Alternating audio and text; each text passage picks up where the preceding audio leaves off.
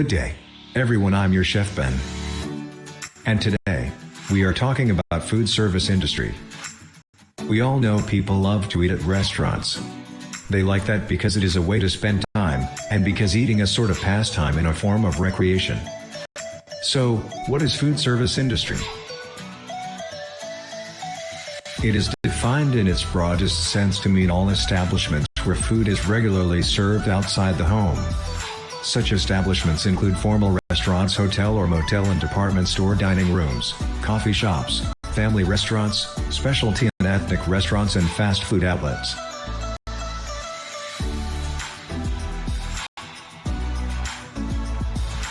Early history of food service. Religious orders.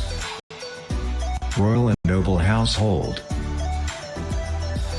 Religious orders and royal households were among the earliest practitioners of quantity of food production, and although these food services were far different from those we know today, each has made a contribution to the way in which present-day food service is practiced. Royal and noble household. The royal household, with its hundreds of retainers, and the households of nobles, often numbering as many as 150 to 250 persons, also necessitated an efficient food service. The differing degrees of rank resulted in different food allowances within these groups.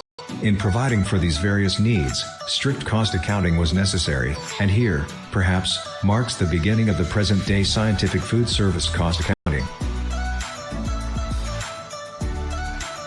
Employees' dress changed to show some regard for the tasks they performed by becoming more practical. Development of present-day service. Historically, the evolution of public eating places was stimulated by people's desire to travel. Religious pilgrimages played an important role in establishing inns of France and England. The origin of restaurant concept, however, has been traced to the cook shops of France. The word restaurant, restaurer, which means to restore or to refresh.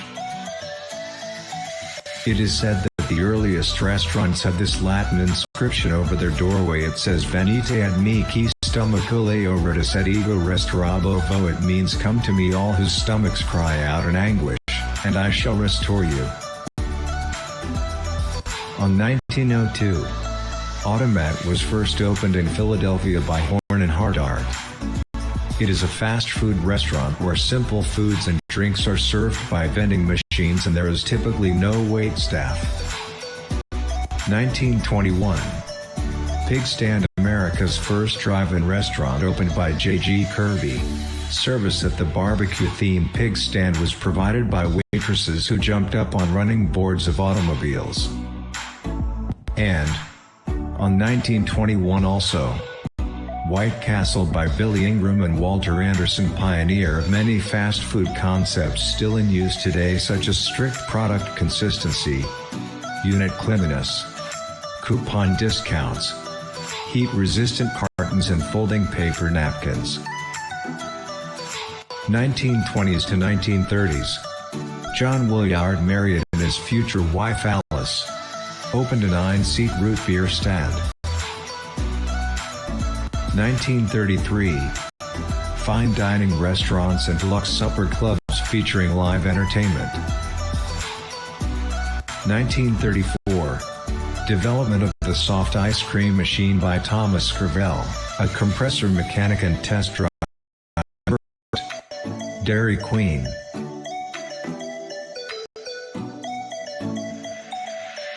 1941. Carl N. Karcher opened a hot dog cart that later evolved into a drive-in barbecue joint and then a quick service operation featuring hamburgers and chicken sandwiches. And on 1950, William Rosenberg opened a donut shop featuring 52 varieties of donuts in Quincy, Massachusetts. The primary aim of his company was to provide customers with donuts and a hot cup of coffee. This idea created a steady following, which eventually resulted in more baked products such as muffins, croissants, munchkins, and sandwiches. Late 1958. Pizza Hut was opened, followed by Domino's and Little Caesars. And 1961. Mo and Dick McDonald opened a 600 square foot facility which violated a basic rule of restaurant design by exposing the entire kitchen to the public. And the final. The present and future trends or issues in food service. Trends are new practice or conditions that point to the way things will be in the future. In general, we have the following current trends in food service. First, is the globalization of cuisine. Second, technological development. Third, is the sustainable practices. And last, home meal replacements. And again, this is your Chef Ben. Thank you for listening.